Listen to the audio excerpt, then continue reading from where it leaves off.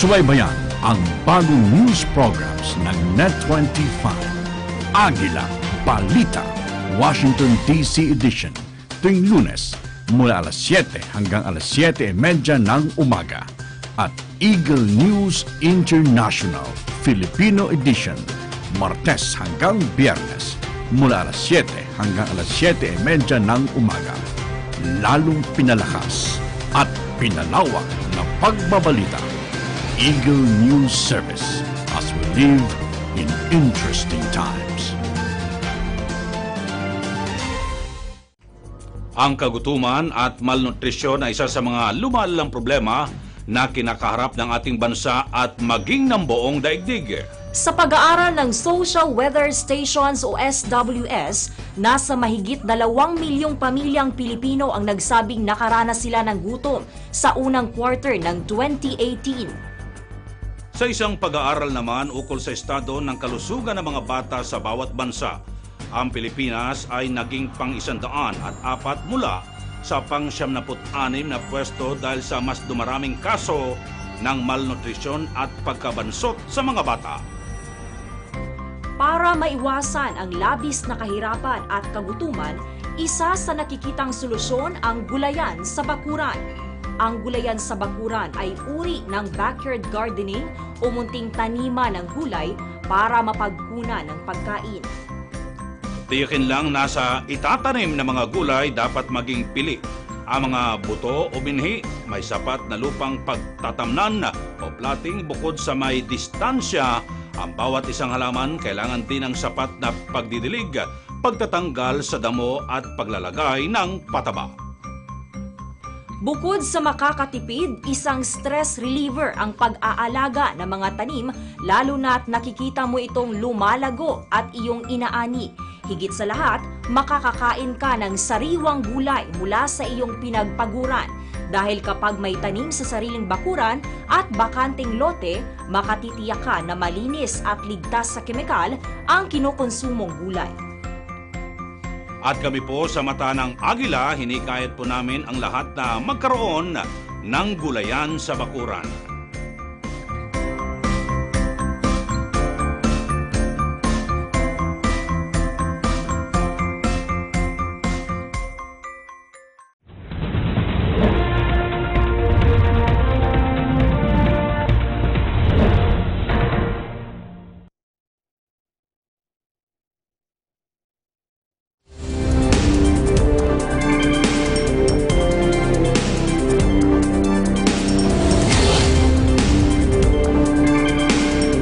Ngayon ay Martes, Enero 8, 2019. Narito ang mga balita mula sa iba't ibang panig ng mundo. Ito ang Eagle News International Filipino Edition. Sa ulo ng ating mga balita. U.S. President Donald Trump muling nagbanta na gagamitin niya ang kanyang emergency powers kapag wala pang konkretong mapagkakasunduan sa pakikipagpulong niya sa mga mambabatas para matapos na ang temporary government shutdown. 3 katao ang patay habang 4 ang sugatan sa pamamaril sa isang bowling alley sa Los Angeles, California. Malaysia Royals naghahanda na sa pagpili ng magiging bagong hari kapalit ni Sultan Muhammad V na bumaba sa pwesto.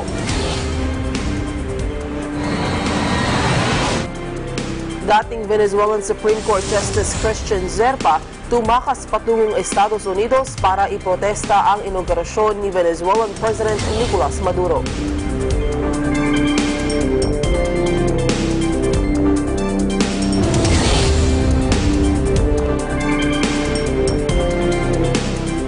Ako po si Maricar Velasco, ang inyong magiging tagapagbalita.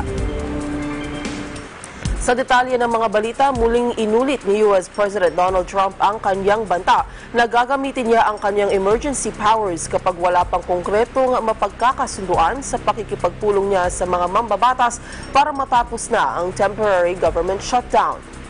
Isasagawa ngayong araw ang muling pagpupulong ni Trump sa mga mambabatas na lider ng Democrats at Republicans. Aniya, dapat na mapondohan ang $5.6 billion para tuluyan ng matigil ang shutdown. Maging si US Vice President Mike Pence ay kinausap na niya ang mga Democrats representative para basagin ang deadlock at maiwasan ng anumang paggamit ni Trump ng emergency powers. Iginiit pa rin ni Trump na ang border wall ay siyang solusyon para matuldukan na ang pagtawid ng mga migrants sa kanilang bansa. We have to build the wall or we have to build a barrier. The barrier or the wall can be of steel instead of concrete, and that helps people. It may be better. But I'm willing to do that. So our great steel companies, which are now back in business, they were doing very poorly when I took office, and now they're doing very well. Tatlong katao ang patay habang 4 ang sugatan sa pamamaril sa isang bowling alley sa Los Angeles, California. Ayon sa investigasyon ng mga otoridad, nagkaroon ng pagtatalo sa loob ng Gable House Bowl bago maganap ang pamamaril. 2 naman ang isinugod sa ospital at nilapatan ng paunang lunas. Muling niyanig ng isang malakas na lindol ang Indonesia. Ayon sa US Geological Survey, tumama ang magnitude 6.6 na lindol sa lungsod ng Ternate sa isla ng Molucca. May lalim ito na 60.5 kilometers na sinundan ng aftershocks na may lakas na 5.0 hanggang 5.1 magnitude. Wala namang naitalang anumang pinsala o nasawi sa insidente. Hindi na rin naglabas ng tsunami warning ang Pacific Tsunami Warning Center. Samantala, nasa 32 katao naman ang kumpirmadong patay sa isa pang insidente ng paglindol sa Indonesia noong bisperas ng bagong taon. Ibinasura ng Bangkok Criminal Court ang injunction request na humihiling na huwag ituloy ang pagpapadeport sa isang Saudi woman na kasalukuyang pinipigil sa isang airport sa Thailand. Ang 18 anyos na si Rahaf Mohammed Al-Kunun ay tumakas umano mula sa kanyang pamilya habang sila ay bumabiyahe patungong Kuwait. Katwiran ni Al-Kunun na nais niyang takasan ng anay kanyang abuser, kaya't nagtungo siya sa Thailand sa pag-asang makakarating siya sa Australia upang doon humingi ng asylum. Magkagayunman, pinigil siya ng mga Kuwaiti at Saudi embassy officials pagbaba niya ng eroplano sa Suvarnabhumi Airport sa Bangkok. Mula noong linggo, namamalagi muna siya sa airport hotel habang hinihintay ang kanyang deportation. Inihayag ni Al-Kunun na natatakot siya sa kanyang buhay at sinasabing papatayin siya kapag naibalik siya sa Saudi Arabia. I'm not leaving my room until I see UNHCR. I want asylum. Samantala, iginiit naman ng Human Rights Watch na dapat payagan ng mga otoridad na makahingi ng refugee claim sa UNHCR ang Saudi teenager. So we're concerned that, because she has come this far, because she has asserted her independence, because she has done this escape, because she has unmasked herself, she's taken off her hijab. She's also said that she wants to renounce Islam, that she could face very, very serious consequences if she is returned to Saudi Arabia. That if she is sent back to Saudi Arabia, to her family, they will have essential impunity to abuse her, to inflict honor-related violence against her. And Saudi Arabia has a very poor track record in investigating and prosecuting these kind of cases. She is demanding that she be allowed to have access to the UN Refugee Agency, UNHCR. She's saying that she won't leave the hotel room without having access to them. She wants to demand political asylum, and she wants to be protected. She does not want to be sent back to Kuwait or Saudi Arabia because she believes that her family will do her serious harm.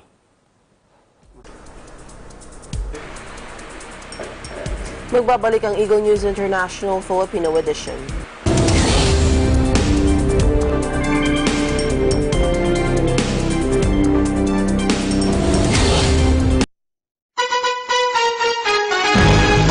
Subaybayan ang mas pinalakasang saganang mamamayan. Lunes hanggang Biyernes, alas 8 hanggang alas 9 ng umaga.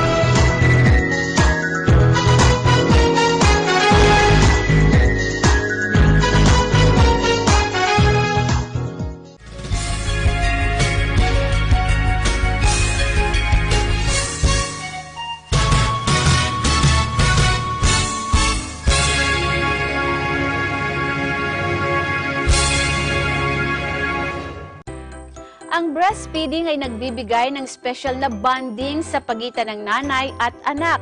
Mas naipaparamdam ng ina sa kanyang anak ang pagmamahal at pag-aaruga. Pagkasilang pa lang ng sanggol, tiyakin na agad na mapadede upang ang pinakamahalagang substance na tinatawag na colostrum na taglay ng gatas ng ina ay kanyang makuha. Ang colostrum ay ang unang gatas na ipinuproduce ng katawan ng mga nanay para sa kanilang sanggol. Kaya naman para sa mga nanay, ugaliing mag-breastfeeding. Batay sa pag-aaral, ang breastfeeding ay magpapalakas sa immune system ng inyong mga anak, kaya hindi sila madaling dapuan ng sakit. At ang benepisyo ng breastfeeding ay higit pa sa kailangang basic nutrition ng inyong mga baby. At para sa first-time mommies, narito ang breastfeeding positions na karaniwang ginagawa. Gawin ito ng tama at makatutulong ito sa inyong breastfeeding journey. Mainam ito sa bagong panganak na sanggol. Pwedeng gumamit ng unan sa posisyong ito. Ang posisyong ito ay para sa mga sanggol na maliit at nahihirapan sa paghakap sa ina. Mainam ang posisyong ito para sa mga hirap sa pagpapasuso ng nakaupo o kung nais magpahinga sa kama kasama ang sanggol. Mainam ang posisyong ito para sa mga nakaranas ng cesarean section o kung malaki ang dibdib o kaya naman ay kung kambal ang pinapasuso. Laging tandaan, ang gatas ng ina ang pinakamahalaga para sa mga sanggol, hanggang 2 taon o higit pa. Taglay ng breast milk ang lahat ng vitamins at nutrients na kailangan ng mga baby sa unang 6 na buwan. Ako po si Eden Santos, kaisa sa pagpapalaganap ng kahalagahan ng breast milk at breastfeeding.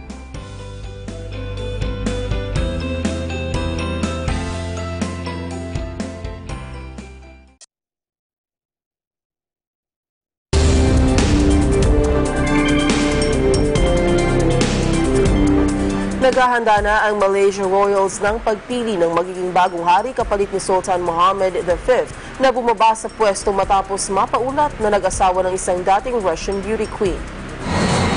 Nagbigay sa pwesto ang hari noong linggo kasunod ng mga lumutang na espekulasyon na siya ay sumailalim sa medical leave at nagpakasal sa isang dating Miss Moscow.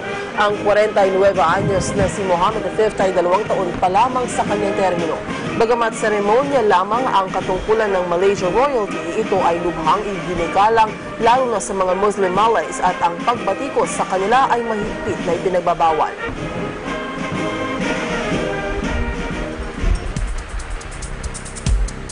Sinalakay ng mga sundalo sa Gabon na ang isang state radio office at nananawagan sa mga mamamayan na mag-alsa laban sa liderato ng gobyerno. Nangyari ito habang ang kanilang may sakit na presidente na si Ali Bongo ay nasa labas ng bansa at nagpapagaling. Ilang putok din ng baril ang narinig sa state television headquarters sa Libreville, kabisera ng oil-rich West African nation habang binabasa ang mensahe ng kudeta. Si President Bongo ay sinasabing nagpapagaling sa isang private residence sa Moroccan capital na Rabat matapos siyang ma-stroke. Samantala, ang mensahe ng pag-aalsa ay binasa ng isang nagpapakilalang Lieutenant Ondo Obiang Kelly, umunoy Deputy Commander ng Republican Guard at head ng Patriotic Youth Movement of the Gabonese Defense and Security Forces. Samantala, sa pagkawala sa bansa ni President Bongo, inilipat ng Constitutional Court ang ilang kapangyarihan ng Pangulo sa Prime Minister at Vice Presidente. Dans quelques heures, nous mettrons en place un Conseil national de la restauration après consultation de toutes les... Tumakas patungong Estados Unidos si dating Venezuelan Supreme Court Justice Christian Zerpa para iprotesta ang inaugurasyon ni Venezuelan President Nicolas Maduro para sa kanyang kontrobersyal na pagkakapanalo sa kanyang ikalawang termino. Ayon sa dating mahistrado, hindi isang free election ang nangyari. Sa halip, inakusahan si Maduro ng pagmamanipula sa halalan at sa korte. Reafirmar la ilegitimidad de Nicolás Maduro Moros por no haber habido elección el 20 de mayo.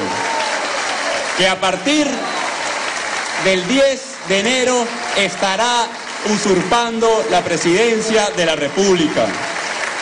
Que en consecuencia, esta Asamblea Nacional, como único poder legítimo electo por los venezolanos, asuma la representación del pueblo. Es una asamblea totalmente inútil a los intereses nacionales y que está ilegal, totalmente ilegal, y que pretende una vez más, creo que por 10ª vez, una vez más hacer un show de destitución del presidente legítimo. Guaidó, el títere este que pusieron al frente del grupo este de la Asamblea Nacional, el tal Guaidó, es un títere, es un agente gringo, ustedes lo sabían, formado en los Estados Unidos como agente. Lo que hizo el denominado Cartel de Lima, diciendo que el mar territorial venezolano es de Guyana, es una de las cosas más graves que ha pasado en 200 años de república. Y que la oposición venezolana salga a apoyar la entrega del mar territorial venezolano a Guyana, no tiene nombre, o mejor dicho, tendría una sola calificación: traición a la patria. No tiene nombre, o mejor dicho, tendría una sola calificación: traición a la patria. Magugunitang si Maduro ay nanalo sa kanyang re-election bid noong May 20 presidential elections. Ang halalan ay binoykot ng oposisyon na karamihan ay mga kilalang lider na isinailalim sa house arrest o kaya ay pinagbawalang tumakbo sa eleksyon. Noong Biyernes ay ipinawagan ng Canada at 12 pang bansa ang pagbaba sa pwesto ni Maduro at buksan ang pagkakaroon ng transitional government na bubuuin ng mga lider ng National Assembly. Traición a la patria. No tiene nombre, o mejor dicho. Habang naghahanda si Venezuelan President Nicolás Maduro para sa kanyang inaugurasyon sa kanyang ikalawang termino, patuloy umunong nahaharap ang kanilang bansa sa iba't ibang issue kasama na ang patuloy na pagtaas ng inflation. Ayon sa International Monetary Fund, aabot ang inflation sa 10 million% sa taong ito na ayon sa isang state worker ay napakahirap ng mabuhay at lubang hindi makakasapat ang tinatanggap nilang sahod. Antes el salario te alcanzaba para vivir, ahora no te alcanza, tienes que buscar otras soluciones, buscar otras alternativas para compensar lo que en el metro nosotros no podemos cubrir. Yo digo que hace 2 años y medio para acá nos la estamos viendo bastante apretada, bastante apretada. Muy dura la situación.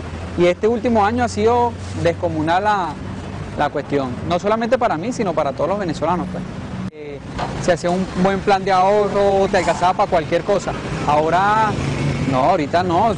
5 o 6 productos a lo máximo y más nada. Pues olvídate de los zapatos, olvídate de la franela, olvídate de las camisas, olvídate de los boxers, olvídate de cualquier cosa, o sea, no te alcanza prácticamente para nada.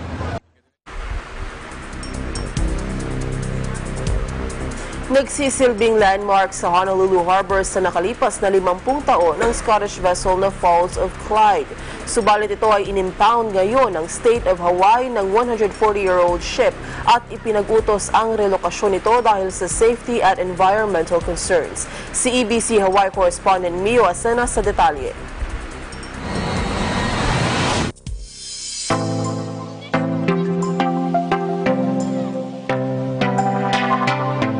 The importance of it in terms of maritime history, maritime culture, is that at present she is the last surviving iron-hulled, four-masted sailing ship, sailing oil. And in fact, under the U.S. National Historic Landmark category, she's the last remaining sailing oil tanker.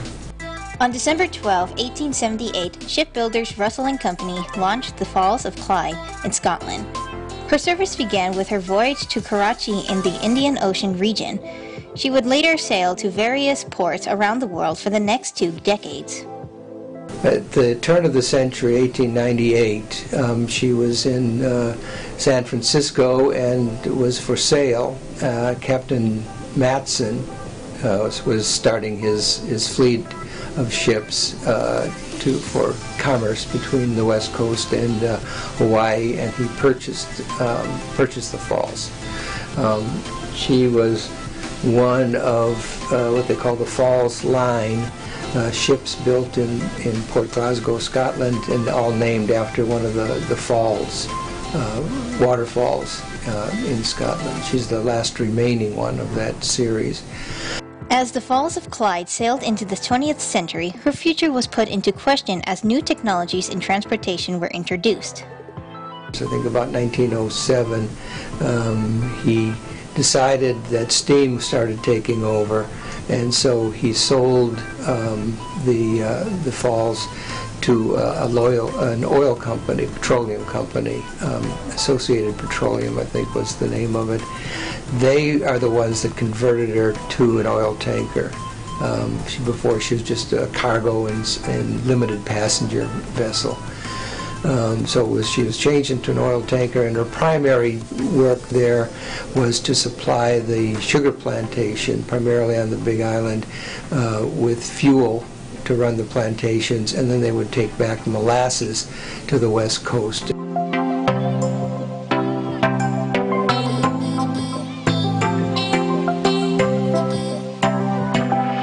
The ship's career in Hawaii ended temporarily in the 1920s, when she was converted into a bunker vessel in Alaska.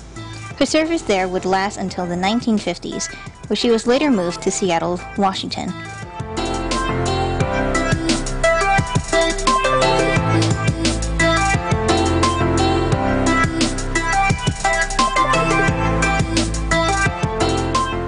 With help from Hawaii's maritime community over the next several years, school children across the brand new Aloha State raised money to bring the Falls of Clyde back to Hawaii in 1963.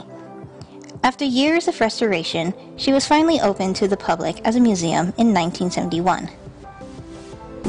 A predecessor organization, Friends of Falls of Clyde, were involved in building the Maritime Center at Pier 7, and the falls was a major attraction at the Maritime Center. In the late 80s, the Bishop Museum took over the ownership of the Maritime Center and the falls. Mm-hmm. And she was restored, and that was about the time in 1988, I believe it was, that she became a National Historic Landmark. Mm-hmm. Sadly, in 2007, the Falls of Clyde was closed to visitors because of safety concerns. An independent marine surveyor estimated that at least $24 million was needed to restore the ship, with another $1 million for annual maintenance, money which the state government said it cannot afford. McEwen thought the amount was exaggerated. The next 10-plus years would be challenging for McEwen and the non-profit organization, as they were repeatedly confronted by the state to fix the ship and leave the harbor, or face severe penalties. So in 2015 is when they basically gave us a month to, leave the harbor. And of course we couldn't do it. It was impossible. So that's when they impounded us. Fortunately, late last year, another non-profit based in Scotland took interest in saving the Falls of Clyde and currently working with McEwen for a long-term solution to move the vessel back to her birthplace. We're preparing the ship. Everything that needs to go with the ship is getting on the ship, and we're just sort of keeping tabs with the shipping company, getting the details of their plans so we can coordinate with what we need to do here. We are asking, if we can get some local financial support to help offset whatever the Scots are raising. That would be a good way of showing that even though the ship is leaving Hawaii, that there's still support locally for the fact that she will be taken back to Scotland and preserved and restored. So that's where we stand right now. Reporting from Honolulu, Hawaii, I'm Mio Asenas, 1 with 25.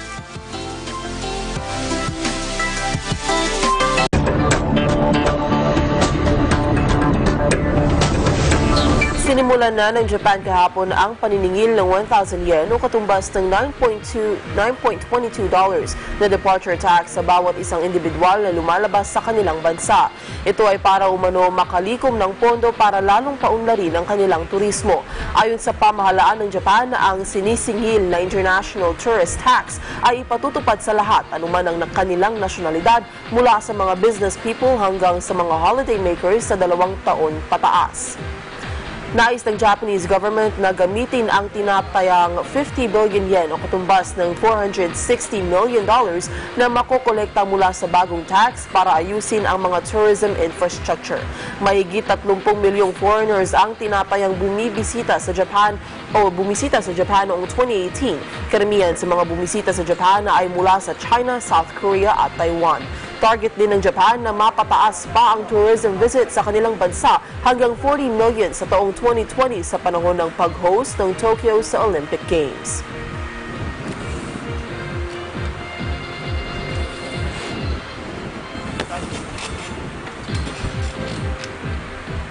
At yan ang kabuuan ng mga balita mula sa iba't ibang bansa. Ito ang Eagle News International Filipino Edition. Sa pangalan ng mga bumubuo sa Eagle News Service, ako po si Maricar Velasco and I am one with 25. Susunod na ang Agila Balita.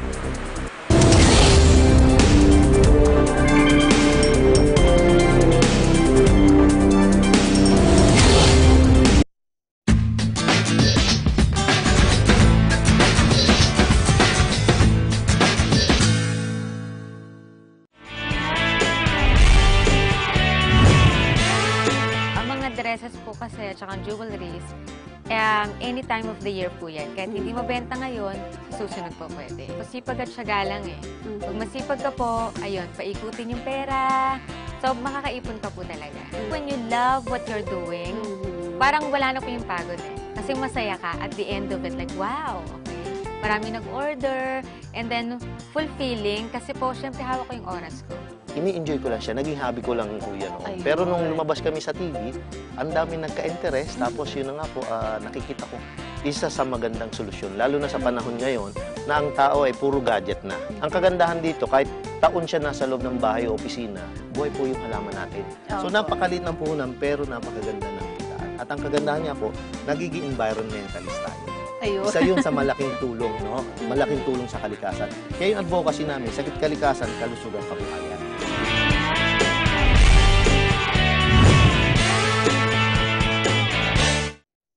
Hindi lamang bagyo at pagbaha ang dapat na paghandaan ng taong bayan, kundi maging ang lindol. Ayon sa PBOX, hindi alam kung kailan tatama ang isang malakas na lindol o the big one sa oras na gumalaw ang West Valley Fault na nasa Metro Manila. Kaya bago pa man ang lindol, alamin kung ang inyong mga lugar ay nasa dinaraanan o malapit sa active fault. Tiyakin na matibay ang pagkakagawa ng bahay o gusali. Itali ang mga mabibigat na kagamitan o kasangkapan sa dingding upang maiwasan ang pagkahulog. Ang mga babasagin, mga nakalalasong kemikal at mga bagay na madaling magliyab ay dapat na nakatago sa pinakailalim na bahagi ng mga istante at hindi madaling magalaw. Susi sa mabisang pagpaplano sa kalamidad ay ang kahandaan.